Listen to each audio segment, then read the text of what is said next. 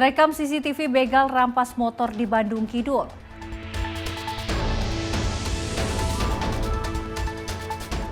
Danantara distribusikan Wi-Fi gratis di hunian Danantara Aceh Tamiang.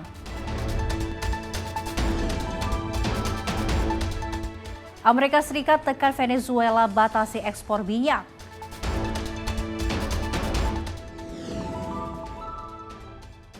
DPR menyatakan KUHP dan KUHAP telah memenuhi syarat pembuatan undang-undang.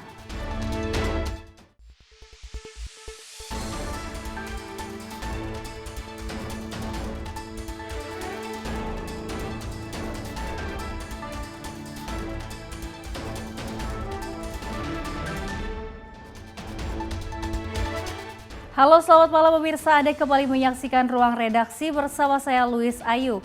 Dan selain informasi utama tadi, kami telah menyiapkan sejumlah informasi menarik lainnya. Dan berikut Ruang Redaksi selengkapnya. Kita awali informasi yang pertama pemirsa, aksi begal terekam kamera CCTV di Jalan Soekarno-Hatta, Kelurahan Sekelimus, Kecamatan Bandung Kidul, Kota Bandung. Sepeda motor seorang pengendara diduga dirampas pelaku begal pada Minggu dini hari 4 Januari 2026. Dalam rekaman CCTV yang beredar, korban sedang berboncengan saat melintas di lokasi kejadian di Jalan Soekarno-Hatta, Kelurahan Sekelimus, Kecamatan Bandung Kidul, Kota Bandung pada Minggu dini hari 4 Januari 2026. Tiba-tiba seorang pelaku memepet kendaraan korban dan langsung mengancam dengan senjata tajam. Pelaku bertindak brutal dan memaksa korban untuk menyerahkan sepeda motor yang dikendarainya.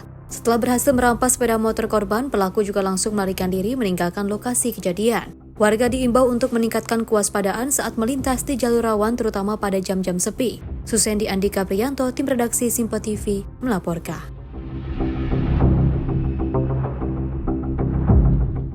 Pemirsa, seorang pemuda menggasak rumah warga Jalan Hanapi Gang Ikhlas Kelurahan Pondok Bambu Duren Sawit, Jakarta Timur pada Senin dini hari. 2 unit handphone dan uang penjualan kue sebesar Rp1 juta dibawa kabur pelaku.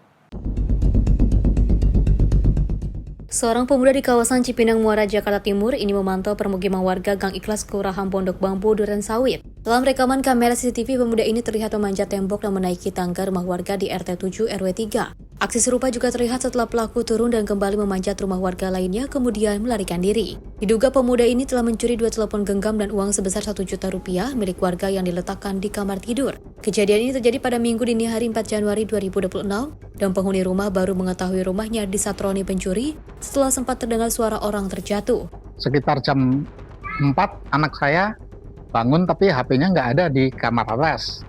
Nanya sama kami di bawah, sedangkan saya tidur di samping kursi panjang depan itu. Ternyata HP istri saya sama dompetnya sudah nggak ada. Terus dompet ditemukan di atas tapi posisi kosong. Itu isinya yang berapa, Pak? Hanya uang belanja sekitar 1 jutaan lebih lah. Berarti kerugiannya handphone dengan uang 1 jutaan. Handphone 2, handphone saya maupun handphone anak saya yang pertama. Bapak mah nggak dengar. Saya dengar kayak barang jatuh, cuman saya kira tikus atau kucing nabrak sesuatu. Kami sempat keluar ke teras, motor pun semuanya utuh. Cuman kami memang pintu biasa nggak kami kunci, pintu gerbang maupun pintu ruang tamu maupun dapur, karena kita punya aktivitas setiap hari. Ibunya ada Gitu lah ya. kegiatan bikin kue. Kami nggak tahu, Pak. Cuman kalau dengar barang jatuh, ternyata kami nggak ngerti kalau itu orang yang jatuh dari itu. Akhirnya kami datang ke Pak RT minta untuk dibukakan CCTV. Nah, kami cerita setelah melihat tayangan CCTV, ternyata orang itu mondar-mandir, sendal ditaruh di sini, sempat naik ke tiang tangga Mbah sambil mungkin mantul rumah saya. Akhirnya ke arah sana, Pak. Nah, itu pas di outdoor itu dia langsung naik di gambar CCTV lewat atas resplang, kan itu resplang cor. Kayaknya dilihat naiknya dari sini, cuman di saat jatuh turunnya tuh lewat tiang ini, Pak, jatuhnya di sini. Itu perkiraan berapa orang, Pak? Tapi nggak tahu persis Pak. Kalau yang mondar-mandir satu itu kayaknya pakai sweater, warnanya agak abu-abu. Belakang ada tulisannya, cuman nggak jelas Pak untuk di CCTV. Kenal dengan pelaku dari lihat. Tidak, Itu kejadian sekira jam berapa? sekitar jam 3 kurang 5 lah. Kami sementara nggak lapor polisi, toh hilangnya cuman sedikit. Cuman kami agak bingung Pak, karena kami yang hilang tuh HP saya sama HP anak saya yang isinya termasuk absen AMDAL Pak. Meski terpasang kamera CCTV dan juga portal di akses jalan permukiman, aksi pencurian masih kerap terjadi di kawasan ini. Warga berharap kepolisian bertindak tegas agar aksi pencurian di kawasan ini tidak kembali terjadi. Dari Jakarta, jurnalis Simpo TV melaporkan. Seorang remaja masuk ke lingkungan masjid dan mencuri sejumlah uang dari dalam kotak amal. Pelaku juga menggondol pengeras suara masjid yang dimasukkan ke dalam karung. Aksi pencurian kotak amal masih kembali terjadi. Seorang pria di Bekasi, Jawa Barat terekam kamera CCTV mengambil uang dari dalam kotak amal. Selain mengambil uang dari dalam kotak amal, pelaku juga menggondol pengeras suara masjid yang dimasukkan ke dalam karung yang dia bawa. Diketahui pelaku masuk ke dalam masjid yang berada di Jalan Kiai Haji Muhtar Tabrani, Bekasi Utara, Kota Bekasi, dengan cara memanjat tembok belakang sekolah TK yang berada dalam lingkungan masjid. Pelaku kemudian mengambil 3 buah kotak amal untuk dikuras uangnya dan membawa lari pengeras suara. Salah seorang pengurus masjid pada Senin 5 Januari 2026 mengatakan bahwa aksi pencurian tersebut terjadi pada Minggu 4 Januari 2026 dini hari. Pas subuh, marbot ini pengen nyalain tip ya. Biasanya kalau subuh tuh biasanya di masjid. Iya. Kaget. Tip tuh pada hilang semuanya tuh di situ. Akhirnya buat lapor, manggil kakak yang kebetulan rumahnya di samping masjid. Kemudian mulai keliling dah tuh sekitar-sekitaran sini. Nah, akhirnya ketahuan. Jadi yang diambil itu kotak-kotaknya semuanya, yang kotak di tengah sama kotak yang di luar, kebetulan juga sama ini ampli, toa dan macam-macam. Itu sempat diambil juga, tapi belum sempat ke bawah. Ketahuan posisinya ada di belakang. Kotak-kotak tuh, kotak kan di masjid itu kotaknya ada 3. Ada yang besar 3 biji, semuanya ditumpuk kondisinya. Kalau toa masjid kebetulan di pinggir, jadi kayaknya sih nggak tahu sempat nanti mau diambil dia balik lagi apa keburu ketahuan. Nah itu dia. Kotak masih ada. Kotak ada. Cuma dibuka semua isinya diambil. Kalau sih kurang tahu ya. Sejumlah peralatan elektronik pengeras suara yang dibawa pelaku ditinggalkan kembali di sekitar bangunan TK. Pelaku diduga merupakan seorang residivis yang sejauh ini mengontrak dekat lingkungan masjid dan saat akan digerebek oleh pengurus masjid dan warga, pelaku berhasil kabur. Menanggapi kejadian ini, Kompol Imam Syafi'i, Kapolsek Bekasi Utara mengatakan bahwa anggotanya telah diterjunkan ke lokasi kejadian untuk dilakukan penyelidikan. Meski demikian, Kapolsek berharap korban untuk membuat laporan agar kasusnya dapat diproses hukum. Hari ini kami memerintahkan lagi untuk Babin Kamtibmas dengan bersama unit opsional kami untuk datang kembali ke sana agar yang bersangkutan pengurus masjid untuk membuat laporan polisi, karena dengan laporan polisi itulah sebagai dasar kami untuk melakukan tindakan hukum selanjutnya. Kasus ini kini dalam penanganan Polsek Bekasi Utara dan Polres Metro Bekasi Kota. Dari Bekasi, Jawa Barat, jurnalis Simpo TV melaporkan. Pemirsa, tim SAR gabungan akhirnya temukan korban hilang di hutan Kayawu, Kecamatan Tomohon Utara, Sulawesi Utara pada 5 Januari 2026.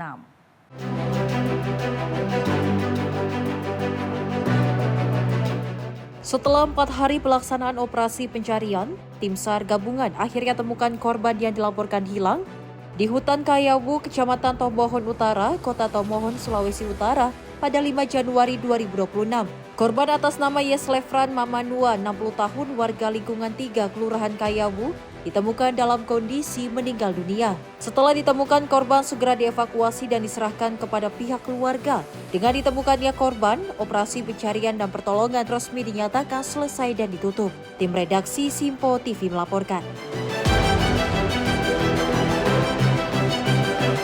Informasi lainnya pemirsa, Ketua Harian DPP Partai Gerindra Dasko mengungkapkan bahwa retreat yang dilakukan oleh Presiden Prabowo Subianto di kediamannya di Hambalang untuk menyatukan visi seluruh jajaran Kabinet Merah Putih Dasko juga menyebut hal ini juga dilakukan agar jajaran Kabinet Merah Putih semangat bekerja untuk rakyat, sekaligus juga fokus pada program pemerintah tahun 2026. Presiden Prabowo Subianto kembali menggelar retreat jajaran Kabinet Merah Putih di Padepokan Garuda Yaksa Hambalang, Bogor, Jawa Barat pada Selasa siang. Retreat kali ini terdapat perbedaan dengan retreat sebelumnya yang digelar di Akademi Militer Magelang, Jawa Tengah. Ketua Harian DPP Partai Gerindra Dasko mengatakan, retreat tersebut untuk menyatukan visi seluruh jajaran Kabinet Merah Putih. Hal itu dilakukan untuk memfokuskan program pemerintah di tahun 2026, sekaligus memberikan semangat besar bekerja untuk rakyat. Soal retret siang ini, Bang, ini kan Pak Prabowo melaksanakan lagi retret buat Menteri Wamennya. Ini mungkin ada permintaan sendiri atau bakal jadi gaya kepemimpinan Pak Prabowo di setiap tahunnya atau gimana? Saya cuma mendapatkan informasi karena retret itu kan dilakukan untuk eksekutif kabinet di pemerintahan, bahwa hari ini akan diadakan untuk menyatukan visi supaya kemudian timbul lebih besar semangat untuk bekerja untuk rakyat dan juga kemudian fokus pada program pemerintah di 2026. Dari Jakarta, Fahrizal Ahmad Amin, Simpo TV melaporkan. Presiden Prabowo Subianto menghadiri puncak peringatan Natal Nasional tahun 2025. Dalam kehadirannya, Presiden mengajak seluruh elemen bangsa untuk terus menjaga kerukunan dan memperkuat persatuan dalam menghadapi berbagai tantangan nasional. Presiden Prabowo Subianto menghadiri puncak peringatan Natal Nasional tahun 2025 yang diselenggarakan di Tenis Indoor Senayan, Jakarta. Puncak peringatan Natal Nasional tahun ini mengusung tema Allah hadirkan menyelamatkan keluarga, merefleksikan makna Natal sebagai momentum penguatan iman, harapan, dan ketahanan keluarga sebagai fondasi utama kehidupan bermasyarakat dan berbangsa. Dalam sambutannya, Presiden Prabowo menyampaikan ucapan Selamat Natal 2025 kepada seluruh umat Kristiani di Indonesia. Presiden menekankan bahwa nilai-nilai Natal seperti kasih, pengorbanan, dan kepedulian terhadap sesama sejalan dengan jati diri bangsa Indonesia yang menjunjung tinggi kemanusiaan dan persaudaraan. Inilah Indonesia, Bhinneka Tunggal Ika. Berbeda satu tujuan.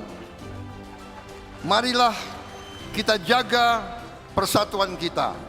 Marilah semuanya terus menggalang dan memajukan persatuan, kerjasama yang baik, saling mengasihi, saling menjaga, saling menghormati, saling melindungi. Perayaan Natal berlangsung dengan hikmat yang dimulai dengan doa bagi bangsa oleh Aras Gereja Nasional. Perayaan semakin hikmat dengan adanya penampilan teatrikal Natal, menggambarkan kehadiran kasih Tuhan yang menyelamatkan dan menguatkan keluarga di tengah berbagai tantangan kehidupan. Tema penampilan teatrikal ini sejalan dengan tema Natal Nasional di tahun 2025. Dari Jakarta, Dio Malau, Simpo TV melaporkan. Sementara itu, Wakil Presiden Republik Indonesia Gibran Rakabuming Raka menerima audiensi Korps Pergerakan Mahasiswa Islam Indonesia Putri di Istana Wapres pada 5 Januari 2026. Audiensi tersebut membahas penguatan peran perempuan dan juga anak muda dalam pembangunan nasional. Bertempat di Istana Wakil Presiden RI Gibran Rakabuming Raka menerima audiensi 16 mahasiswa pengurus harian Korps Pergerakan Mahasiswa Islam Indonesia Putri atau Kopri PB PMII pada Senin 5 Januari 2026. Wapres menyatakan dukungan terhadap peran Kopri dalam pencegahan stunting, terutama bagi perempuan dan anak-anak melalui kolaborasi dengan program anak-anak. Pada kesempatan itu, Kopri juga menyerahkan jurnal Kopri, yaitu kumpulan karya tulis ilmiah yang mengkaji program makan bergizi gratis dari berbagai perspektif. Jurnal tersebut menjadi bentuk kontribusi akademik Kopri dalam mendukung kebijakan strategis pemerintah. Melalui pertemuan tersebut, Wapres berharap Kopri dapat menjadi mitra strategis pemerintah dalam mencetak generasi perempuan muda yang berdaya, terampil, adaptif, dan siap menghadapi perubahan zaman. Tim redaksi Simpo TV melaporkan. Wakil Presiden RI Gibran Rakabuming Raka menerima audiensi pekerja seni dan pelaku industri kreatif di Istana Wakil Presiden pada 5 Januari 2026. Audiensi ini membahas penguatan koordinasi penyaluran bantuan kemanusiaan bagi masyarakat terdampak bencana di sejumlah wilayah Sumatera.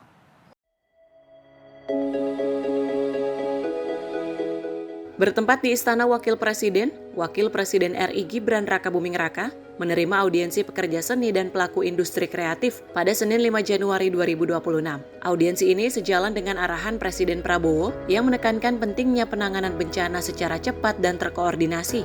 Dalam arahannya, Wapres menekankan pentingnya penyaluran bantuan yang transparan dan akuntabel, serta dapat langsung dimanfaatkan oleh masyarakat. Wapres pun mendorong agar bantuan lebih diutamakan dalam bentuk barang ataupun kebutuhan real, sesuai kondisi di lapangan. Dalam kesempatan itu, Wapres pun menyampaikan apresiasi kepada seniman, budayawan, dan pelaku industri kreatif atas kepedulian serta solidaritas yang dilakukan melalui berbagai aksi kemanusiaan bagi korban bencana Sumatera. Dalam audiensi ini, para pelaku industri kreatif juga menyoroti pentingnya keterbukaan informasi kepada publik terkait penanganan bencana. Nah sekarang kan kalau di lapangan sekarang dari segi makanan, mungkin pakaian di tahap awal udah mulai ada. Nah kemarin yang kita udah listing tuh dan udah terkirim beberapa ke sana itu pompa air, ya, pompa air, dan kedepannya sesuatu yang sifatnya lebih berat kali ya. Karena kalau makanan dan lain kayaknya udah mulai banyak ya. Cuma memang di lokal pun masalahnya juga masalah distribusi kayaknya ya. Itu mungkin juga kita perlu koordinasi nanti lebih lanjut gitu. Audiensi turut membahas keberlanjutan bantuan, termasuk rencana pengiriman bantuan jangka menengah, serta program sosial yang direncanakan hingga bulan Ramadan. Tim redaksi Sinpo TV melaporkan.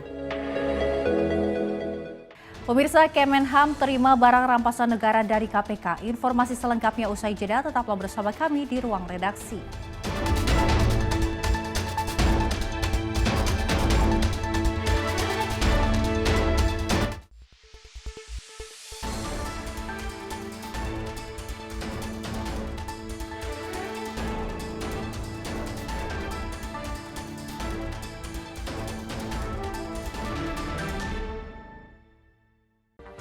Rangkaian peristiwa penting kami hadirkan untuk menemani sore hari Anda. Regulasi penyiaran yang dinilai peringatan Bastille Day di Play. Pramono menegaskan Pemprov DKI dalam keadaan selamat di atas. Mengabarkan berita yang relevan dengan kondisi hari ini sebagai rujukan informasi menjelang malam tiba. Yang menyelundupkan kokain yang Menteri Pertanian menyampaikan tindak pidana perampokan dan pembunuhan. lakukan langkah pengawasan secara langsung. Jangan lewatkan dalam Menyapa Indonesia Petang setiap hari hanya di Sinpo TV.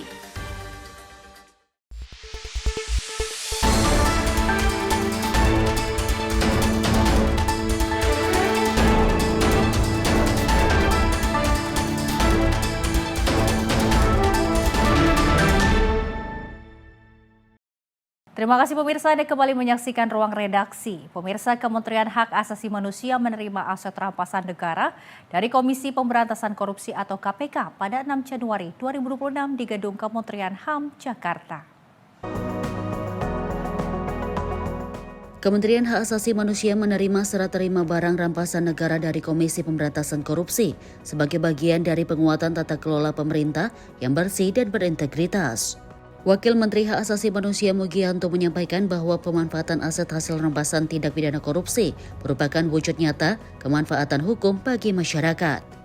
Aset berupa tanah dan bangunan di Kabupaten Sumedang yakni 1 bangunan lama, 1 bangunan baru, 1 lahan parkir dan 1 bidang tanah senilai lebih dari 10 miliar rupiah itu direncanakan menjadi sarana pendidikan, pelatihan dan peningkatan kapasitas aparatur, khususnya dalam penguatan pemahaman serta implementasi nilai-nilai hak asasi manusia. Mugianto menegaskan bahwa Kemenhan berperan sebagai institusi yang berintegritas dan berorientasi pada hasil yang dirasakan langsung oleh masyarakat.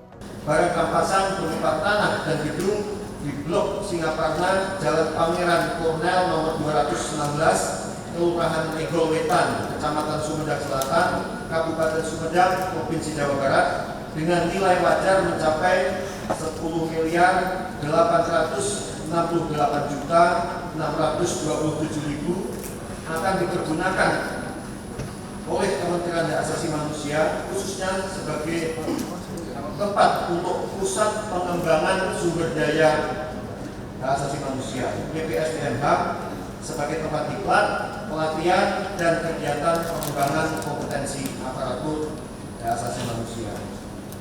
pengalian aset hasil tindak pidana korupsi menjadi fasilitas pendidikan dan pelatihan HAM menunjukkan penegakan hukum memberikan manfaat langsung bagi peningkatan kapasitas SDM dalam pemajuan hak asasi manusia.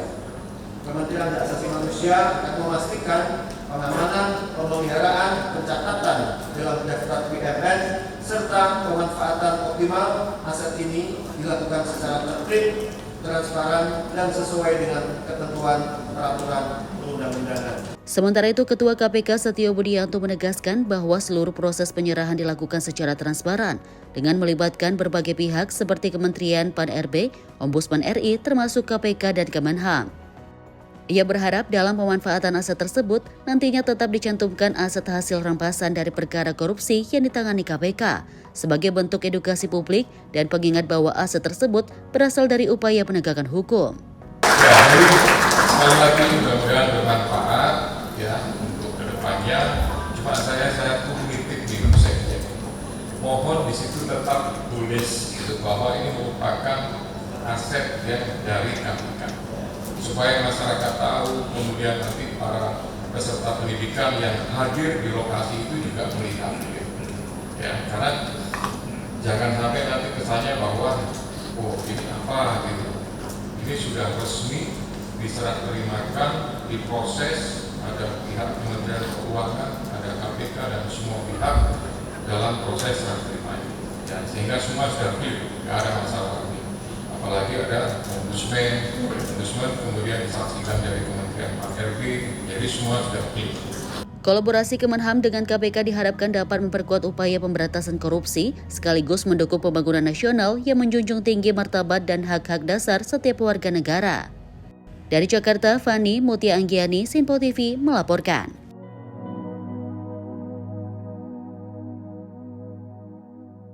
Informasi lainnya datang dari Menteri Pekerjaan Umum Dodi Hanggodo yang meninjau langsung sejumlah infrastruktur terdampak banjir susulan di Provinsi Aceh untuk memastikan penanganan darurat berjalan cepat dan akses logistik tidak terputus.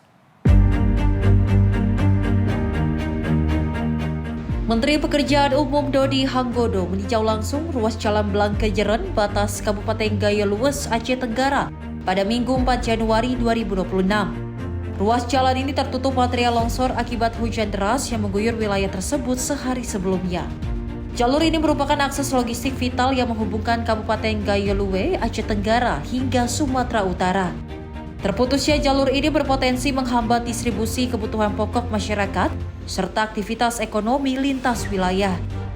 Saat ini Kementerian Pekerjaan Umum melalui Balai Pelaksanaan Jalan Nasional Aceh terus melakukan pembersihan material longsor dengan mengerahkan 6 unit ekskavator dan 1 unit well loader. Selain itu, 4 unit ekskavator tambahan masih dalam proses mobilisasi menuju lokasi.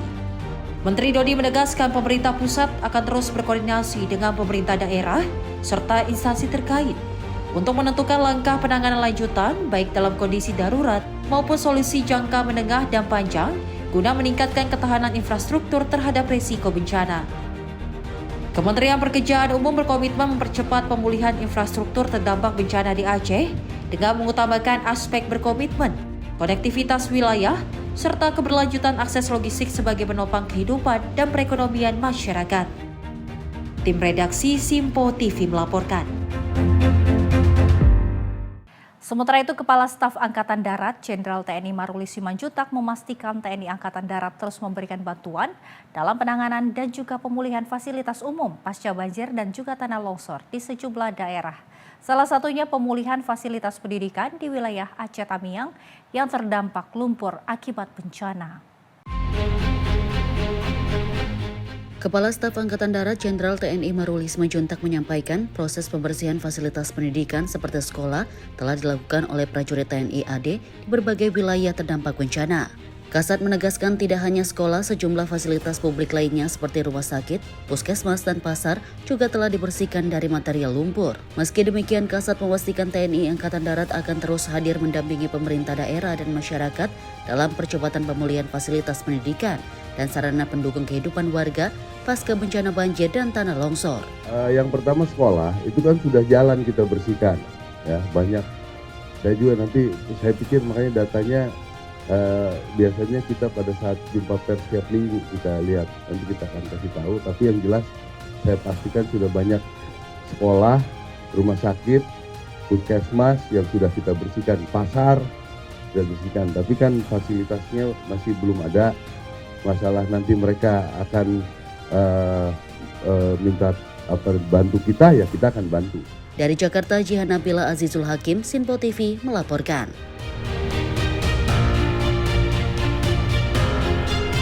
Kepala Staf Angkatan Darat Jenderal TNI Maruli Simanjuntak mengirim bantuan alat dan juga material ZENI untuk mendukung penanganan bencana alam di sejumlah wilayah. Kepala Staf Angkatan Darat Jenderal TNI Maruli Simanjuntak menyampaikan TNI AD mempercepat pengiriman alat dan material ZENI untuk mendukung penanganan bencana di sejumlah daerah. Langkah ini diambil setelah evaluasi di lapangan menunjukkan penanganan lumpur dengan ketinggian ekstrim yang tidak dapat dilakukan secara manual hingga dibutuhkan dukungan alat berat. Adapun TNI AD mengerahkan sebanyak 18 unit ekskavator VC200, 3 unit ekskavator long arm, 7 unit bulldozer, dan 35 unit dump truck, serta 20 unit mobil penjernih air siap minum. Bantuan tersebut akan dikirim ke Kodam Iskandar Muda, Kodam 1 Bukit Barisan, dan Kodam 27 Tuanku Imam Bonjol. Khusus alat berat, pengiriman dilakukan melalui jalur laut menggunakan kapal ADRI. Jadi ini memang banyak barang-barang pengadaan yang tahun 2026 yang kami percepat karena prosedurnya ada, sehingga yang harusnya ke kesatuan kami kirim dulu ke tempat bencana gitu. Dan juga hasil evaluasi kami setelah sampai di sana, lumpur-lumpur yang tinggi itu tidak bisa dilakukan secara manual. Jadi kalau manusia mau berapa ribu pun itu mungkin akan sulit, sehingga kita pikir harus pakai dump truck. Karena dibersihkan dari jalan langsung mepet ke rumah, dari rumah dibersihkan lagi mepet ke jalan. Jadi kita harus pakai dump truck. Dan juga pada hari ini kita menerima 20 unit penjernih air karena memang kesulitan. Nanti saya jelaskan lagi tentang air sekalian. Penjernih air. Terima kasih Pak Menko Polkam yang juga kita akan berangkatkan pada hari ini, sehingga itu akan sangat membantu masyarakat di sana. Dengan dukungan alat berat dan sarana penunjang, Kasat Maruli berharap proses pembersihan dan pemulihan di wilayah terdampak bencana dapat berjalan lebih cepat dan efektif. Dari Jakarta, Jihan Nabila Azizul Hakim, Sinpo TV melaporkan. Pemirsa, hunian sementara papan kayu di Kabupaten Aceh Utara telah selesai dibangun dan akan segera dihuni oleh warga terdampak. Huntara papan kayu ini adalah kolaborasi Kementerian Kehutanan, Rumah Zakat, Tangguh, dan Bulak Sumur Peduli.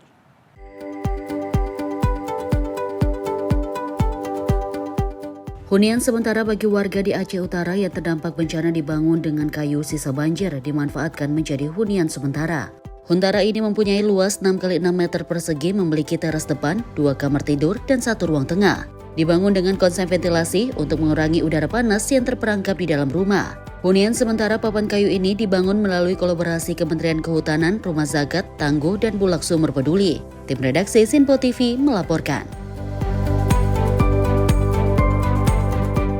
Pemirsa, Presiden Republik Indonesia bersama jajaran manajemen Danantara dan pimpinan BUMN meninjau langsung hunian sementara atau Huntara Danantara sebagai langkah percepatan pemulihan pasca bencana. Presiden Republik Indonesia bersama jajaran manajemen Danantara dan pimpinan Badan Usaha Milik Negara meninjau langsung hunian Danantara atau Huntara di Kabupaten Aceh Tamiang pada Kamis 1 Januari 2026. Kunjungan ini menjadi bagian dari upaya percepatan pemulihan pasca bencana serta memastikan ketersediaan hunian sementara yang layak bagi warga terdampak banjir. Dalam kunjungan tersebut turut hadir Direktur Utama PT Telkom Indonesia Persero Tbk Dian Siswarini bersama Telkom Group yang menegaskan kolaborasi strategis antar BUMN dalam mendukung operasional Huntara.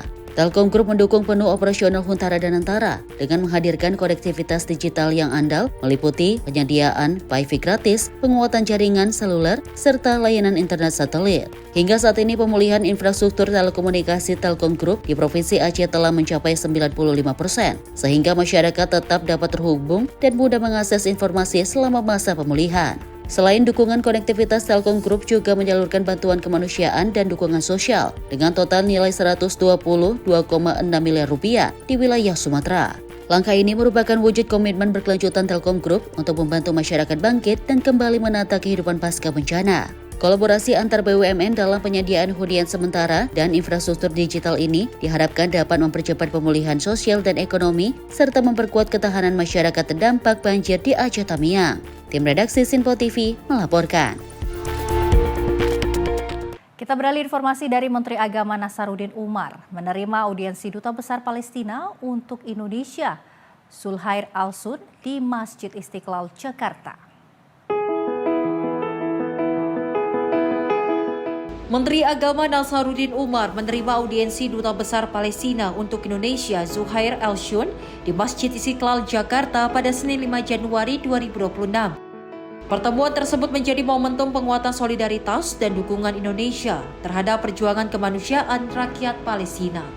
Dalam audiensi tersebut, Dubes Palestina menyampaikan duka cita atas musibah bencana yang menimpa masyarakat di Aceh dan Sumatera. Ia mengungkapkan empati mendalam terhadap para korban dan dampak yang ditimbulkan.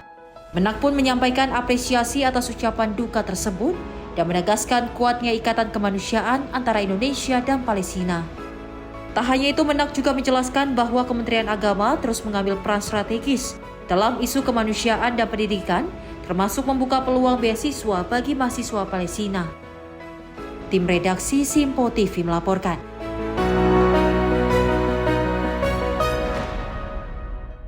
TNI Angkatan Darat menyalurkan bantuan pendidikan berupa tas sekolah dan alat tulis bagi anak-anak yang terdampak banjir di Kabupaten Biren sebagai bentuk kepedulian terhadap keberlangsungan pendidikan pasca bencana, tepatnya pada Senin 5 Januari 2026.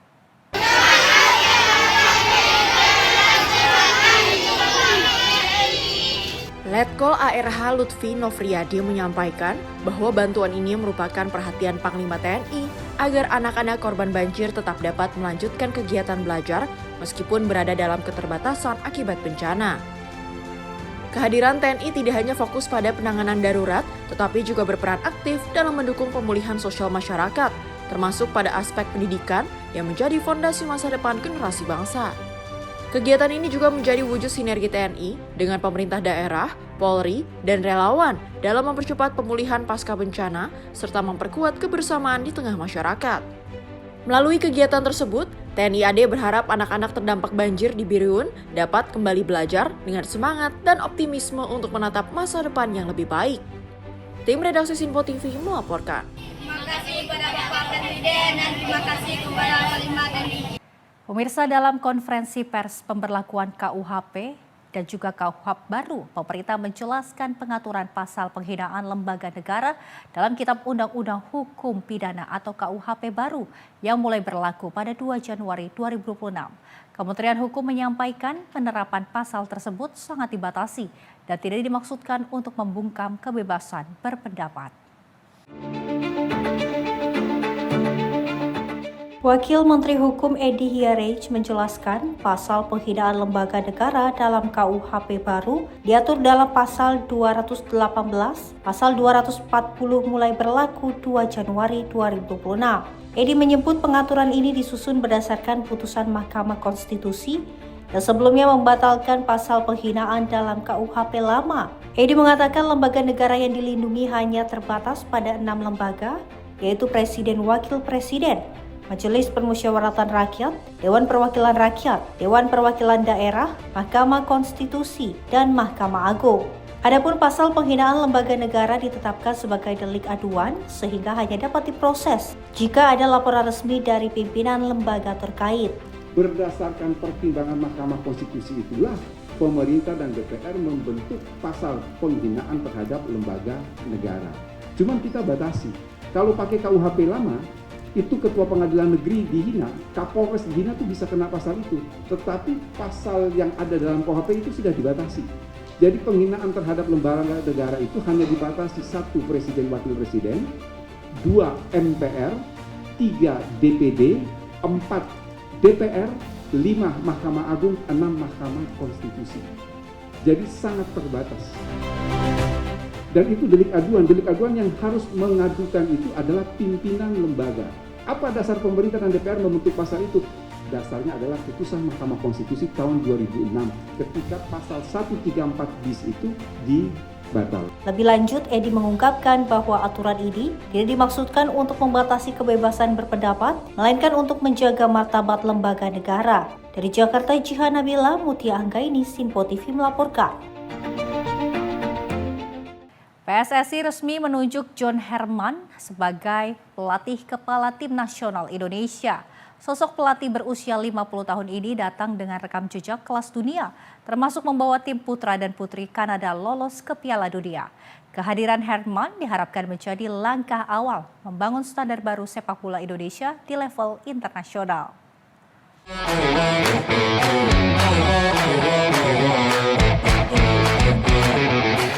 Persatuan Sepak Bola Seluruh Indonesia atau PSSI resmi menunjuk John Herman sebagai pelatih kepala Tim Nasional Indonesia.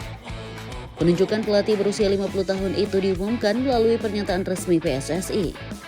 PSSI menyebut rekam jejak dan pengalaman Herman menjadi alasan utama penunjukan ini.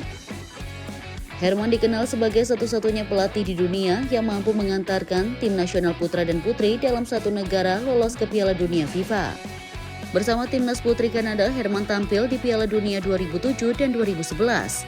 Ia juga mencetak prestasi dengan meraih 2 medali perunggu Olimpiade secara beruntun pada 2012 dan 2016. Di sektor putra, Herman sukses membawa Kanada lolos ke Piala Dunia Qatar 2022. Pencapaian ini sekaligus menjadi momen bersejarah setelah 36 tahun penantian. Di tangannya, peningkatan FIFA Kanada melonjak dari posisi 77 ke peringkat 33 dunia. Bersama Timnas Indonesia, Herman akan langsung menjalani agenda padat sepanjang tahun 2026. Agenda terdekat adalah FIFA Series pada FIFA Matchday 23 hingga 31 Maret 2026 di Stadion Utama Gelora Bung Karno. Selain itu, Timnas Indonesia juga menjalani FIFA Matchday pada bulan Juni, September, Oktober, dan November 2026. Skuad Garuda juga dijadwalkan tampil Piala AFF 2026 yang akan dimulai pada 25 Juli mendatang.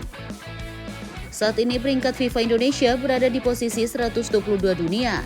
Tugas besar menanti John Herman untuk meningkatkan daya saing timnas dan membangun standar baru bagi sepak bola Indonesia di level ASEAN, Asia, dan internasional. Tim redaksi Sinpo TV melaporkan.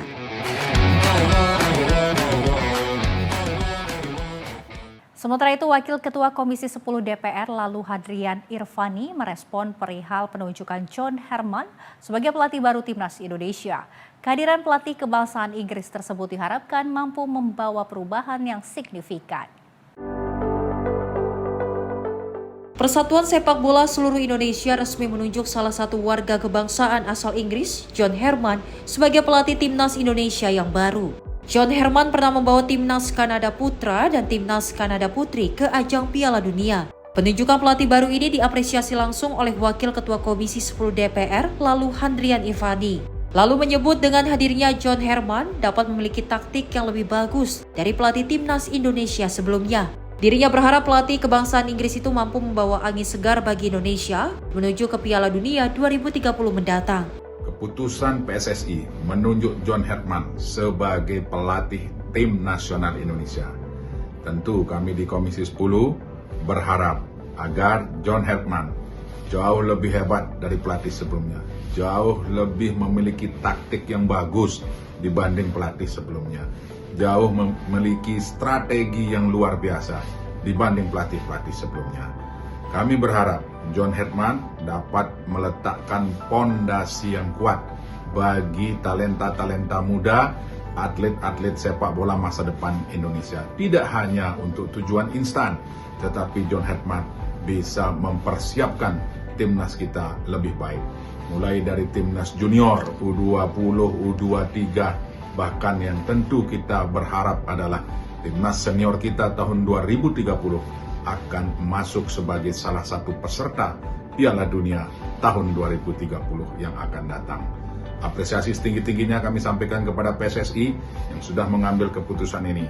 Kami menunggu strategi, taktik, kemudian persiapan, baik dari sisi disiplin dan pemilihan pemain yang sesuai dengan kompetensinya yang akan dilakukan oleh pelatih kepala John Herman. Dari Jakarta, Fahrizal, Simpo TV melaporkan.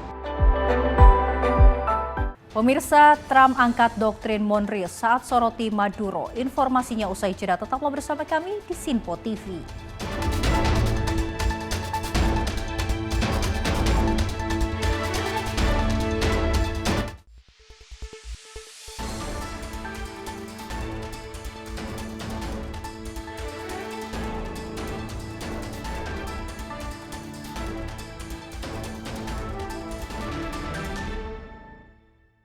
Apa saja peristiwa terhangatnya akan menemani Anda di waktu istirahat siang?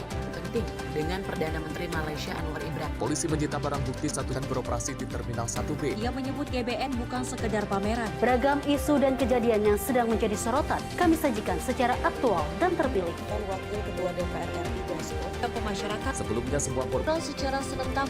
Jangan lewatkan Menyapa Indonesia Siang setiap Senin hingga Jumat hanya di Simpo TV.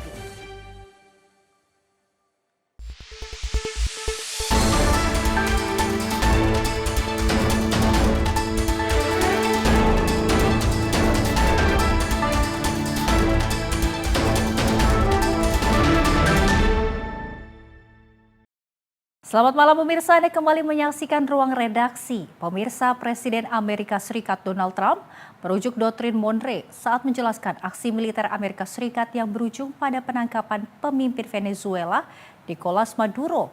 Prinsip kebijakan luar negeri yang telah membentuk arah politik Amerika Serikat selama 2 abad itu kembali menjadi sorotan.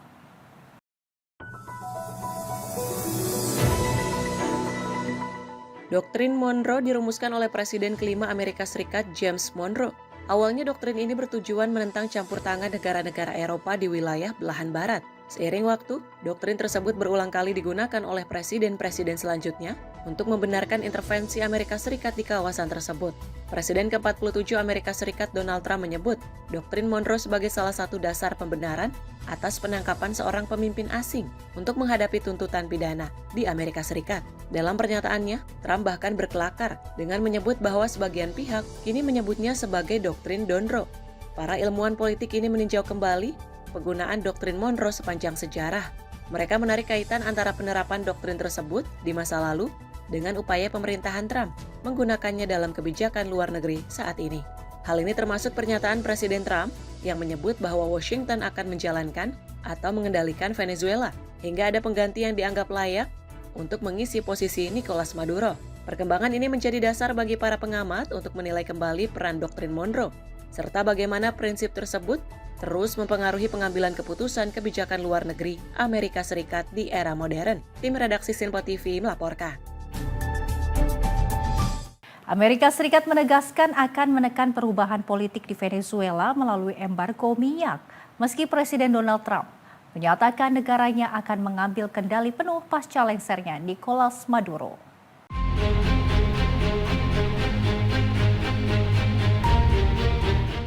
Menteri Luar Negeri Amerika Serikat Marco Rubio menyatakan pemerintah Amerika tidak akan mengatur Venezuela secara langsung sehari-hari, kecuali dalam hal penegakan embargo minyak yang telah diberlakukan terhadap negara tersebut. Rubio menyebut kebijakan itu bertujuan menekan perubahan kebijakan di Venezuela tanpa menyeret Amerika ke dalam intervensi asing berkepanjangan atau upaya pembangunan negara yang gagal. Pernyataan Rubio berbeda dengan klaim Presiden Donald Trump yang menyebut Amerika Serikat akan menjalankan dan mengendalikan Venezuela setidaknya untuk sementara waktu. Trump kembali menegaskan pernyataannya saat berada di pesawat Air Force One dalam perjalanan dari Florida menuju Washington DC. Sementara itu, pemimpin sementara Venezuela Delcy Rodriguez menyampaikan sikap lebih lunak dengan mengundang Presiden Trump untuk bekerja sama. Rubio menambahkan embargo minyak akan dimanfaatkan sebagai alat tekanan agar industri minyak dikelola demi kepentingan rakyat Venezuela, serta menghentikan praktik perdagangan narkoba. Tim redaksi Simpo TV melaporkan. Intervensi militer Amerika Serikat di Venezuela menjadi ujian baru bagi Presiden Donald Trump. Langkah ini dinilai dapat menguji kemampuannya menjaga keutuhan koalisi Partai Republikan di tengah tahun pemilu yang menantang. Meski sebagian besar politisi Republikan menyatakan dukungan setelah misi AS menangkap pemimpin Venezuela Nicolas Maduro, terdapat tanda-tanda kegelisahan di berbagai kalangan partai. Kegelisahan tersebut muncul terutama setelah Presiden Trump menyatakan bahwa Amerika Serikat akan memposisikan diri untuk menjalankan atau mengendalikan Venezuela. Pernyataan itu memicu kekhawatiran bahwa Trump menjauhi filosofi America First yang selama ini menjadi ciri khas dan landasan politiknya. Anggota DPR dari Georgia, Marjorie Taylor Greene, yang selama ini dikenal sebagai sekutu Trump, mengkritik langkah tersebut. Greene menyebut kebijakan itu sebagai pola lama Washington yang menurutnya tidak melayani kepentingan rakyat Amerika. Greene menilai kebijakan tersebut lebih menguntungkan korporasi besar, perbankan, dan industri minyak. Kekhawatiran serupa juga datang dari kalangan Republikan moderat. Anggota DPR dari Pennsylvania, Brian Fitzpatrick, menyatakan bahwa satu-satunya negara yang seharusnya dijalankan oleh Amerika Serikat adalah Amerika Serikat itu sendiri. Pernyataan-pernyataan ini mencerminkan dinamika sensitif hubungan antara Trump dan sesama Republikan di awal tahun pemilu, dalam kondisi di mana Partai Republikan berisiko kehilangan kendali atas Kongres. Meski dominasi politik Trump di Partai Republikan masih dianggap tidak terbantahkan, cengkraman kuat yang selama ini dipegangnya disebut menghadapi tantangan yang tidak biasa dalam beberapa bulan terakhir. Sejumlah kelompok Republikan terlihat bersatu untuk menekan Trump agar merilis berkas Jeffrey Epstein, sementara yang lain mendorong Presiden untuk lebih serius menanggapi isu biaya hidup dan keterjangkauan. Kondisi ini menjadikan intervensi AS di Venezuela bukan hanya isu kebijakan luar negeri, namun juga faktor penting dalam kontestasi politik dalam negeri Amerika Serikat menjelang pemilu. Tim redaksi Sinpo TV melaporkan. Sementara itu, Kementerian Energi dan Sumber Daya Mineral menyatakan konflik geopolitik yang terjadi di Venezuela hingga saat ini belum memberikan dampak terhadap industri minyak dan gas bumi nasional, termasuk pada harga bahan bakar minyak di dalam negeri.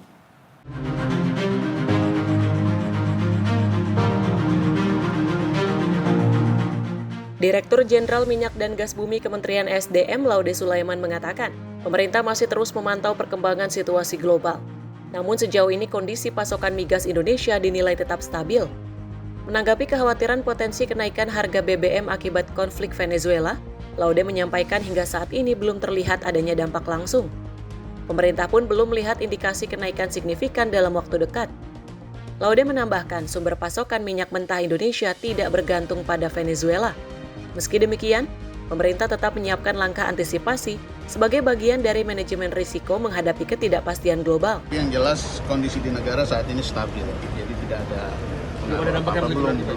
Tapi udah siapin antisipasi nggak sih, Pak? Iya kan. Antisipasi itu selalu ada. Kemungkinan di bulan depan naik dong? Enggak, kan tadi baru diumumkan aman. Ya, tapi kan ini baru tanggal 2 Pak, tanggal 5 Pak, kan biasanya di seminggu terakhir bisa ini. Kita sumber crowd-nya tuh bukan dari sana, jadi dari wilayah lain, jadi masih stabil. Oh, jadi nggak terlalu berdampak Pak? Kita tidak melihat itu pada saat hari ini kita belum melihat. Berarti dipastikan nggak ada kenaikan tidak signifikan ya Pak ya dampaknya berarti. Tapi bakal ada kenaikan sedikit atau gimana gitu Pak kalau dari melihatnya dari analisis? Kita pantau dulu ya. Sebelumnya konflik geopolitik di Venezuela berpotensi mendorong kenaikan biaya logistik dan transportasi seiring dengan naiknya harga minyak dunia dalam jangka pendek. Dampak tersebut dinilai lebih berpotensi terasa pada harga BBM non-subsidi. Dari Jakarta, Dio Malau, Sinpo TV melaporkan. Informasi masih dari mancanegara, pemirsa, ratusan orang berjalan dalam keheningan untuk mengenang para korban kebakaran bar pada malam tahun baru di Resort Alpine Crans Montana, Swiss. Tragedi ini menewaskan 40 orang. Para pelayat yang hadir tampak berwajah sendu, sebagian dengan mata sembab keluar dari kapel dalam diam, diiringi alunan musik organ setelah misa selama 1 jam di kapel Saint Christophe, Crans Montana. Sejumlah pelayat saling berpelukan sebelum melanjutkan perjalanan, mendaki bukit menuju bar Lake Constellation. Lokasi terjadinya kebakaran mematikan tersebut, ratusan orang berjalan dalam arus panjang berkeluk. Di bawah sinar matahari terang, melintasi toko-toko yang tertutup. Di atas pegunungan yang menghadap kota, mesin salju menyemburkan butiran putih ke udara. Di depan bar Lake Constellation, yang masih sebagian besar tertutup layar putih, kerumunan berdiri dalam keheningan hampir total. Sejumlah orang terlihat menangis. Keheningan itu kemudian pecah saat massa memberikan tepuk tangan panjang untuk tim penyelamat dan polisi yang cepat datang ke lokasi tragedi di tengah udara dingin dengan tangan terbalut sarung dan mitten. Karangan bunga, boneka, dan berbagai bentuk penghormatan lainnya ditaruh di monumen darurat. Sebagian petugas pemadam kebakaran juga tampak menyeka air mata. Tim redaksi Sinpo TV melaporkan. Pemirsa, Zohran Mamdani resmi menjabat sebagai wali kota New York setelah dilantik dalam serangkaian upacara di Balai Kota New York. Dalam pidato perdananya, Mamdani berjanji akan memerintah secara luas dan berani, tentunya dengan menggunakan kekuatan pemerintah kota. Zohran Mamdani, politisi Partai Demokrat, dilantik sebagai wali kota New York kurang dari 2 jam setelah tengah malam di sebuah stasiun subway tua di bawah Balai Kota. Dengan meletakkan tangan di atas Al-Quran, Mamdani mencatat sejarah sebagai wali kota muslim pertama kota terbesar di Amerika Serikat dalam upacara pelantikan terbuka yang juga digelar pada siang harinya. Senator Amerika Serikat Bernie Sanders memimpin pengambilan sumpah untuk kedua kalinya di hadapan ribuan warga yang memadati Broadway, kawasan yang dikenal sebagai Canyon of Heroes. Dalam pidatonya, Mamdani menyatakan pemerintahan akan menggunakan kekuatan negara untuk meningkatkan kehidupan warga, terutama kaum pekerja yang tertekan tingginya biaya hidup. Mamdani menegaskan dirinya akan memerintah sebagai seorang sosialisasi Demokrat tanpa meninggalkan prinsip politiknya sesuai dengan pelantikan. Mamdani langsung mengambil langkah awal dengan mencabut sejumlah perintah eksekutif era pemerintahan sebelumnya yang terbit setelah kasus korupsi mantan wali kota Eric Adams yang diumumkan otoritas federal. Selain menjadi wali kota muslim pertama, Mamdani juga mencatat sejarah sebagai wali kota pertama berdarah Asia Selatan pertama yang juga lahir di Afrika dan juga wali kota termuda New York dalam beberapa generasi terakhir di usia 34 tahun. Program unggulan Mamdani meliputi penitipan anak gratis, transportasi bus gratis, pembekuan sewa bagi sekitar 1 juta rumah tangga, serta uji coba toko kelontong yang milik pemerintah kota. Meski berjanji melakukan transformasi besar, Mamdani mengakui tantangan memimpin kota terbesar di Amerika tidaklah ringan. Namun ia menegaskan pemerintahannya akan menjadi contoh bahwa harapan dan juga perubahan masih mungkin terwujud. Tim redaksi Sinpo TV melaporkan. Kita beralih informasi dari Menteri Pendidikan Dasar dan Menengah Abdul Muti yang menyatakan pemerintah merevitalisasi 897 satuan pendidikan atau sekolah di Sumatera Utara yang ditargetkan rampung sepenuhnya pada akhir Januari 2026. Mendikdasmen Abdul Muti menyatakan pemerintah merevitalisasi 897 satuan pendidikan atau sekolah di Sumatera Utara dengan total anggaran 852 miliar rupiah. Ia memaparkan di Sumut satuan pendidikan yang direvitalisasi yaitu dari 34 PAUD, 400 SD, 240 SMP, 119 SMA, 88 SMK, 11 sekolah luar biasa, dan 5 pusat kegiatan belajar masyarakat PKBM atau sanggar kegiatan belajar. Saat ini sebanyak 431 sekolah dalam tahap pembangunan kurang dari 95%. Sementara itu yang sudah berproses 95 hingga 99% sebanyak 117 sekolah dan yang sudah selesai 100% sebanyak 349 sekolah.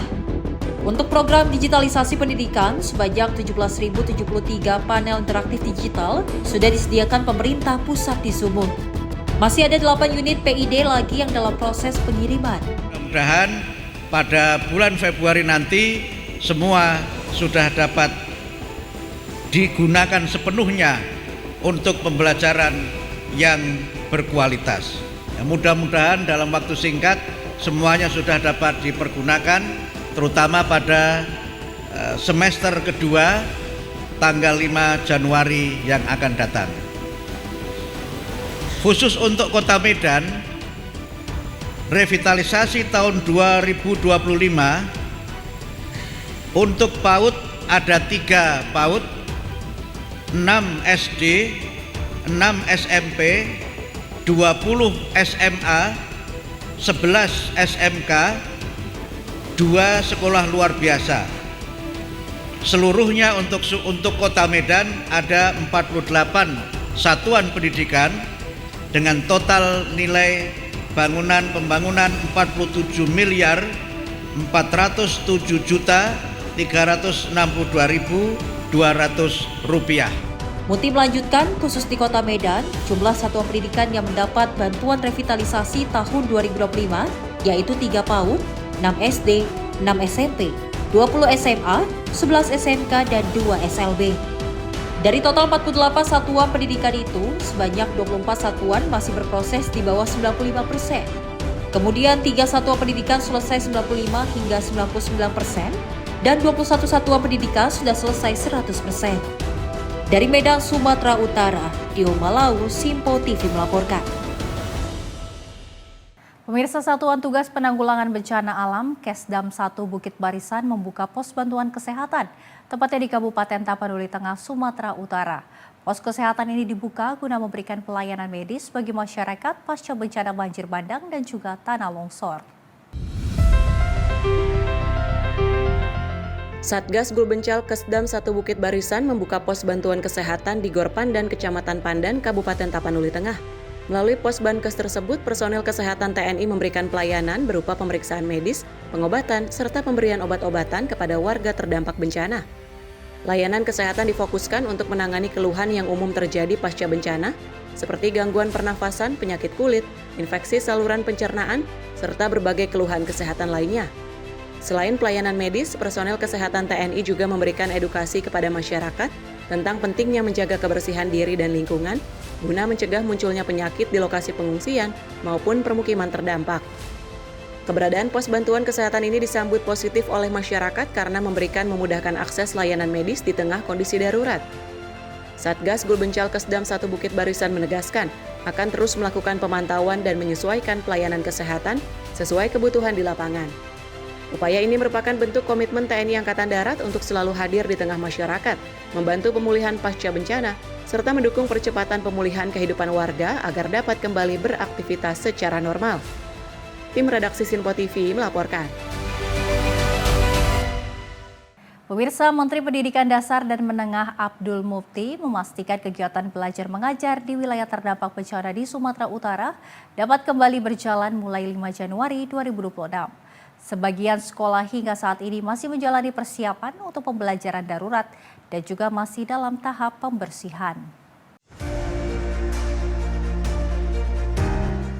Mendikdasmen memastikan kegiatan belajar mengajar di wilayah terdampak bencana di Sumatera Utara dapat kembali berjalan mulai 5 Januari 2026. Hal tersebut disampaikan Abdul Muti dalam sambutannya pada peresmian bantuan revitalisasi satuan pendidikan di Kota Medan pada Minggu siang. Ia merinci sebagian sekolah hingga saat ini masih menjalani persiapan untuk pembelajaran darurat dan pembersihan pasca banjir serta tanah longsor.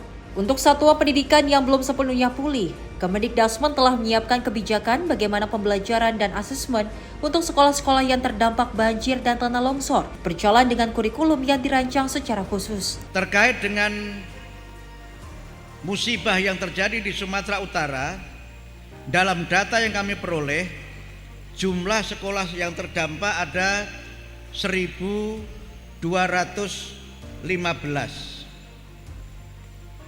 Yang siap beroperasi untuk KBM pada tanggal 5 Januari nanti ada 1.157 atau 95,23%. Yang belajar menggunakan tenda ada 19 atau 1,6%, dan yang masih proses pembersihan ada 29 atau 2,4%. Insya Allah pada tanggal 5 nanti, besok berarti, sekolah-sekolah tersebut sudah dapat dipergunakan sebagaimana mestinya. Yang penting adalah semangat kita untuk bangkit, semangat kita untuk dapat belajar dan bersemangat meraih masa depan. Abdul Muti menegaskan pendekatan yang digunakan bersifat adaptif dan fleksibel, menyesuaikan kondisi lapangan tanpa mengurangi semangat belajar siswa. Pada kesempatan itu, Abdul Muti juga menyampaikan apresiasi kepada seluruh pihak yang terlibat dalam percepatan pemulihan pendidikan di Sumatera Utara. Ia berterima kasih kepada jajaran Kemendikdasmen, Gubernur Sumatera Utara Bobi Nasution, para wali kota dan bupati, serta penyelenggara satuan pendidikan dan para kepala sekolah di semua jenjang. Dari Medan, Sumatera Utara, Dio Malau, Simpo TV melaporkan. Sementara itu, pasca bencana banjir bandang dan tanah longsor, TNI Angkatan Darat terus melaksanakan upaya pemulihan. Salah satunya dengan membersihkan fasilitas pendidikan di Kabupaten Aceh Tamiang. Ratusan prajurit TNI AD diterjunkan untuk memastikan aktivitas belajar mengajar dapat segera kembali berjalan dengan normal.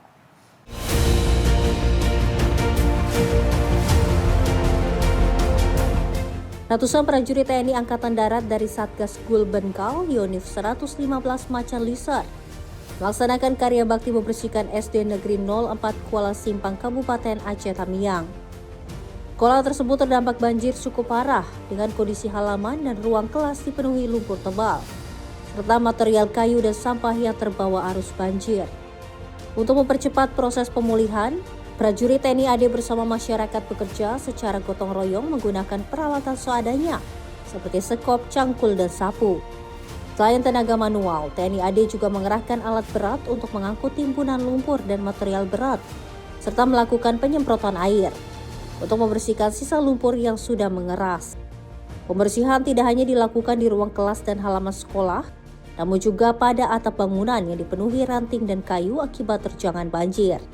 Pihak sekolah dan masyarakat setempat menyampaikan apresiasi atas kepedulian dan bantuan para prajurit TNI Angkatan Darat. Kehadiran TNI Angkatan Darat diharapkan dapat mempercepat pemulihan sarana pendidikan sehingga para siswa dapat segera kembali belajar dengan aman dan nyaman pasca bencana. Jihan Nabila, Sinpo TV melaporkan.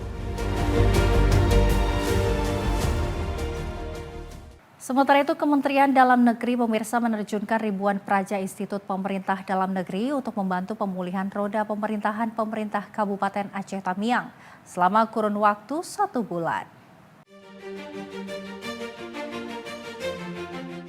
Wakil Menteri Dalam Negeri Bima Arya memastikan ada 3 target dari Kementerian Dalam Negeri terhadap kehadiran para praja IPDN di Kabupaten Aceh Tamiang, yakni memulihkan secara menyeluruh roda pemerintahan kabupaten ini, kemudian menangani pemulihan sekolah di sekitar kawasan Pemkab Aceh Tamiang, serta mendata pelaku usaha kecil mikro menengah yang terdampak di kabupaten ini. Mengenai pendataan UMKM, Bima Arya menjelaskan, hal ini diperlukan agar setiap warga yang aktif berniaga mendapatkan bantuan dari Kementerian UMKM melalui program UMKM Bangkit. Di sisi lain, para praja IPDN ini memiliki kans untuk digeser ke titik kabupaten kota lain yang terdampak di Aceh. Kendati demikian, sejauh ini pemusatan fokus masih diarahkan ke Pemkab Aceh Tamiang, sembari menunggu instruksi ke depannya. Ya, ada 3 sebetulnya targetnya. Pertama, pemulihan kantor-kantor pemerintahan. Yang kedua, nanti bergeser ada beberapa sekolah di sekitar sini, agar sekolah itu bisa kembali melakukan proses belajar mengajar. Dan yang ketiga, mendampingi juga warung-warung UMKM agar mereka bisa didata dan mendapatkan bantuan dari Kementerian UMKM dalam program UMKM Bangkit. Pak Bima, mungkin terakhir mengenai teman-teman dari Praja IPDN sendiri, kan tadi ditargetkan sebulan ke depan, begitu Pak. Apabila nanti teman-teman Praja melampaui target, apakah nanti akan digeser ke kabupaten lain untuk pemulihan yang sama seperti itu Pak? Ya, kita lihat tentu nanti kondisi Praja, ya kita berharap tentunya semuanya sehat. Ya, sangat mungkin nanti ada penugasan yang lain, tentu ada jeda waktu. Kita lihat juga kebutuhannya di sini, apakah akan fokus di sini atau bergeser ke tempat lain yang juga membutuhkan, kita akan lihat nanti. Dari Aceh Tamiang, Max Munte, Rona Bayu, Sinpo TV melaporkan. Pemirsa, warga Tapanuli Tengah kembali trauma, banjir susulan kembali digenangi pemukiman warga. Informasinya usai jeda, tetaplah bersama kami di Sinpo TV.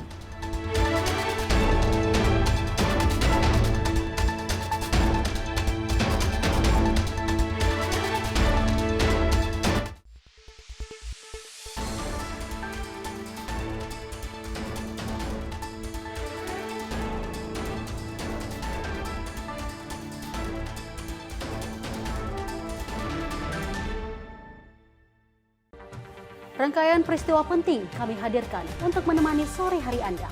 Regulasi penyiaran yang dinilai peringatan Bastille Day di Play. Tamuro menegaskan Pemprov DKI dalam keadaan selamat di atas. Mengabarkan berita yang relevan dengan kondisi hari ini sebagai rujukan informasi menjelang malam tiba. Yang menyelundupkan kokain yang Menteri Pertanian menyampaikan tindak pidana perampokan dan pembunuhan. Lakukan langkah pengawasan secara langsung. Jangan lewatkan dalam Menyapa Indonesia Petang setiap hari hanya di Sinpo TV.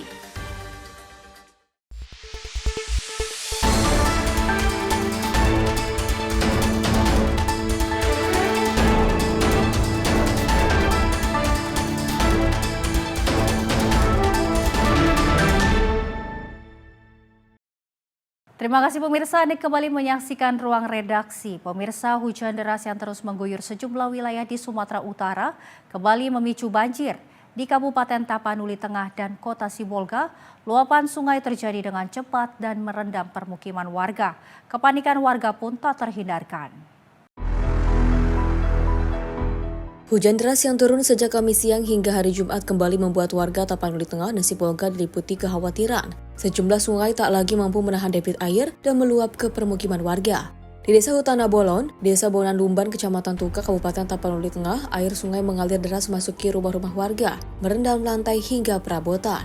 Situasi serupa juga terjadi di kawasan Huta Tonga-Tonga, Kota Sibolga. Dua aliran sungai, Aik Doras dan juga Aik Parira, meluap setelah diguyur hujan deras.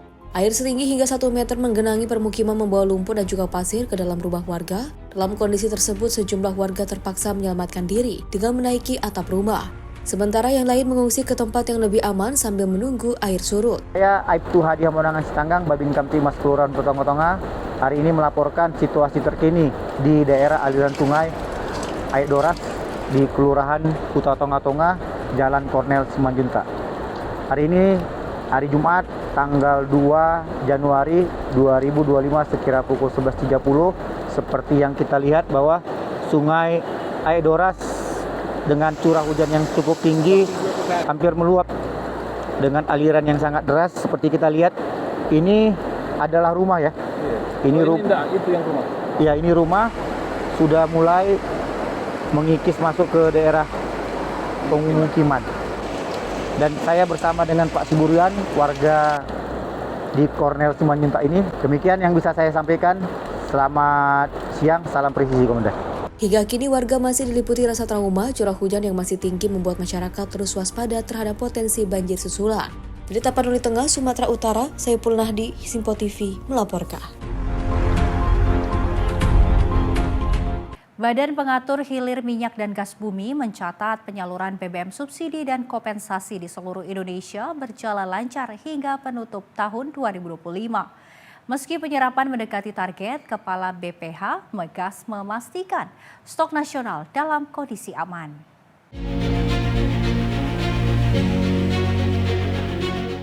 Kepala BPH Migas Wahyudi Anas menjelaskan, berdasarkan data hingga 31 Desember 2025, realisasi penyerapan minyak tanah mencapai 96,75%.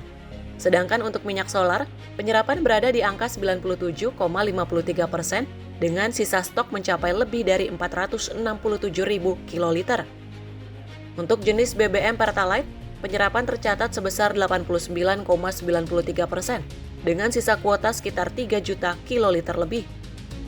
Kepala BPH Migas memastikan stok BBM nasional dalam kondisi aman, termasuk dalam mendukung penanganan darurat bencana di wilayah Aceh, Sumatera Utara, dan Sumatera Barat. Untuk minyak tanah terserap 96,75%.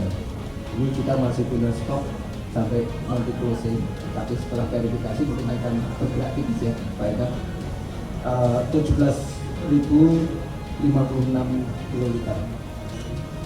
Untuk minyak solar saat ini terdata sampai dengan 31 Desember 2025 terserap 97,53%. Kita masih, insya Allah masih memiliki stok, tetapi ini akan kembali ke negara ya. Sekitar 467.193 KL, cukup lumayan besar. Kemudian khusus untuk JPKP Pertalite atau 92, ini terserap 89,93%. Kita masih memiliki 3.145.810 kiloliter. Alhamdulillah kondisi penyaluran aman dan tidak ada kendala pada saat closing Natal tahun baru, serta untuk mendukung kebencanaan yang ada di 3 provinsi Aceh, Sumatera Utara, dan Sumatera Barat. Terima kasih. Pihak BPH Migas menegaskan, seluruh proses penyaluran selama periode Natal dan Tahun Baru berjalan tanpa kendala berarti. Dari Jakarta, Dio Malau, Simpo TV melaporkan. Informasi lainnya datang dari Wakil Ketua DPR Dasko mengatakan bahwa Kitab Undang-Undang Hukum Pidana dan Kitab Undang-Undang Hukum Acara Pidana telah memenuhi syarat pembuatan undang-undang. Dasko menyebut proses pembentukan undang-undang tersebut telah melalui mekanisme panjang dengan melibatkan partisipasi publik. Kitab Undang-Undang Hukum Pidana dan Kitab Undang-Undang Hukum Acara Pidana kini telah berlaku sejak pada 2 Januari lalu. Dalam berlakunya KUHP dan KUHAP tersebut terdapat beberapa hal yang tidak disetujui oleh masyarakat. Namun Wakil Ketua DPR Dasko mengatakan bahwa pihaknya menghormati setiap aspirasi yang disampaikan oleh publik. Kendati demikian, Dasko menyayangkan adanya informasi hoaks yang beredar di media sosial mengenai KUHP dan KUHAP. Dirinya juga menegaskan proses pembentukan undang-undang itu telah melalui mekanisme yang panjang dengan melibatkan partisipasi publik. Saya pikir KUHP yang sudah disahkan pada zaman pemerintah sebelum dan KUHAP yang juga kemudian sudah diundangkan beberapa waktu yang lalu di DPR tentunya sudah melewati tahapan-tahapan yang menurut saya memenuhi persyaratan pembuatan undang-undang. Agak lama memang pembahasan KUHAP itu dalam hal menerima partisipasi publik. Nah tentunya tidak semua pihak bisa disenangkan dengan adanya undang-undang itu. Tapi yang pasti juga kita juga menyayangkan bahwa banyak berita-berita hoax yang kemudian disebarkan melalui media sosial tentang KUHAP tersebut. Nah, negara kita ini adalah negara hukum. Apabila kemudian tidak berkenan dengan undang-undang tersebut, ada salurannya. Jadi kita menghargai hak warga negara, sekelompok orang, organisasi yang akan melakukan uji materi. Nah, itu disitulah kemudian bisa dibuktikan apakah kemudian baik dari sisi formil maupun material itu bisa kemudian diuji di situ. Dari Jakarta, Fahrizal Ahmad Amin, Sinpo TV melaporkan. Pemirsa, tragedi laka laut di Pantai Buffalo, Pelabuhan Ratu usai insiden jet ski terbalik yang melibatkan 2 orang wisatawan. Dalam peristiwa itu, 1 korban dinyatakan meninggal dunia, sementara 1 korban lainnya kritis dan kini mendapatkan perawatan medis.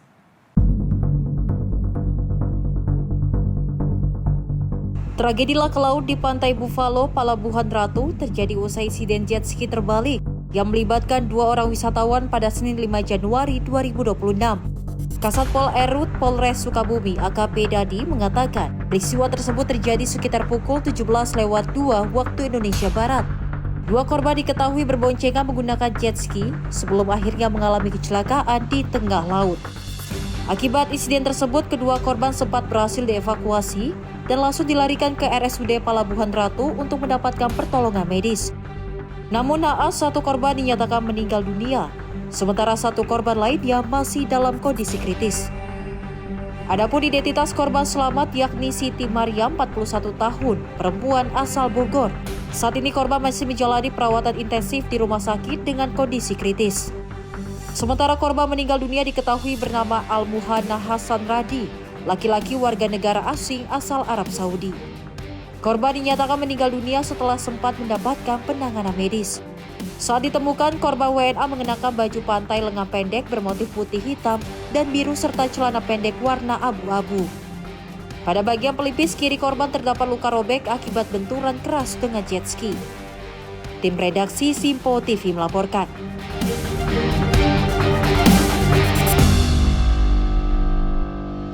Pemirsa, seorang wisatawan dilaporkan tenggelam setelah terseret ombak saat berenang di Pantai Mandiri Sejati, Kabupaten Pesisir Barat, Lampung.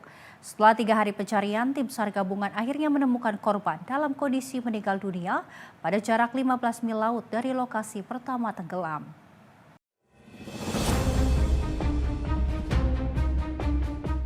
Jasad Rizal Wahyudi, wisatawan asal Lampung Utara berusia 29 tahun yang tenggelam di Pantai Mandiri Sejati, Kecamatan Krui Selatan, Kabupaten Pesisir Barat, Lampung, berhasil ditemukan pada Senin.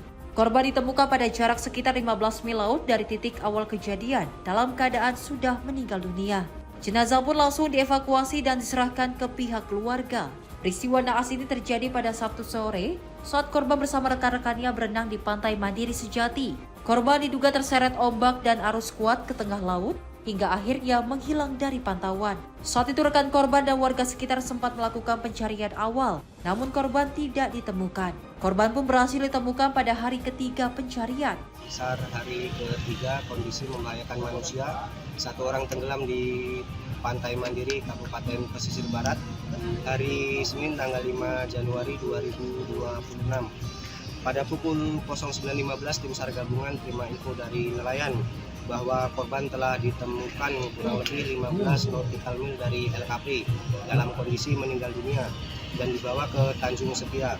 Untuk selanjutnya korban dievakuasi ke Puskesmas Perwi untuk dilakukan tindakan lebih lanjut. Basarnas menghimbau masyarakat dan wisatawan agar lebih waspada saat beraktivitas di pantai, terutama saat kondisi ombak dan arus laut kuat, guna menghindari kejadian serupa terulang kembali. Dari pesisir barat Lampung, Immanuel Simorangkir, kontributor Simpo TV melaporkan. Pemirsa, aksi pencurian kembali menyasar fasilitas pendidikan di Kabupaten Lebak, Banten. Kali ini sebuah madrasah Ibtidaiyah negeri disero di kawanan pencuri yang nekat menjebol pintu kantor pada malam hari.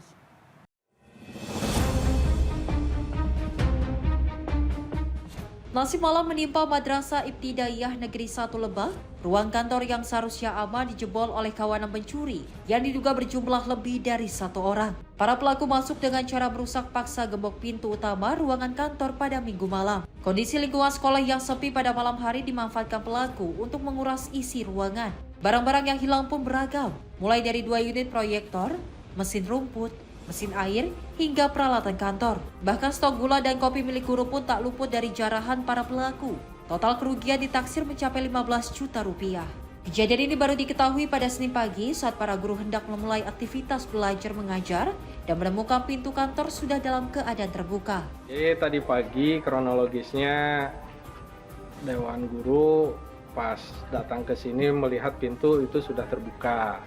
Begitu dicek dan diidentifikasi benda apa saja yang hilang, diantaranya mesin rumput, kemudian proyektor 2, itu proyektor yang besar dan yang mini, kemudian ATK, terus termasuk gula kopi juga diangkut, sarung 2, sepatu, sama ini masih satu rangkaian dengan ini karena sebelumnya itu ada pompa satelit kita itu hilang juga.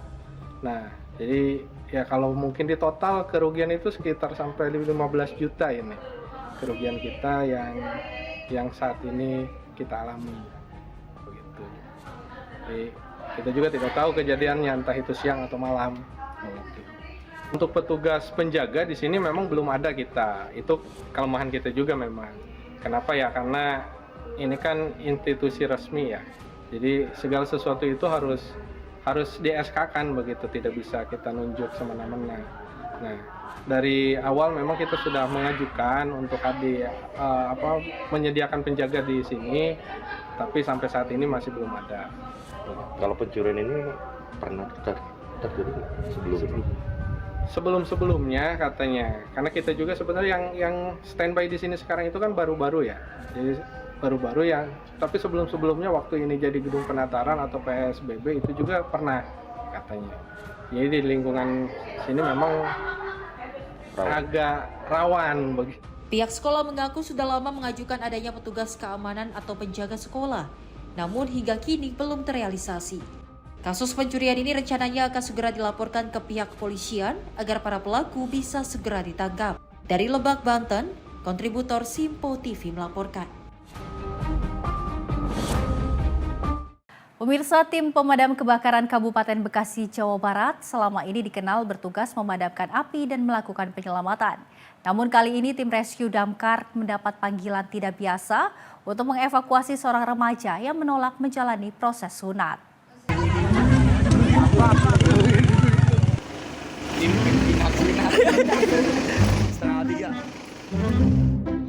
Dalam rekaman video amatir, proses evakuasi terlihat berlangsung cukup menegangkan.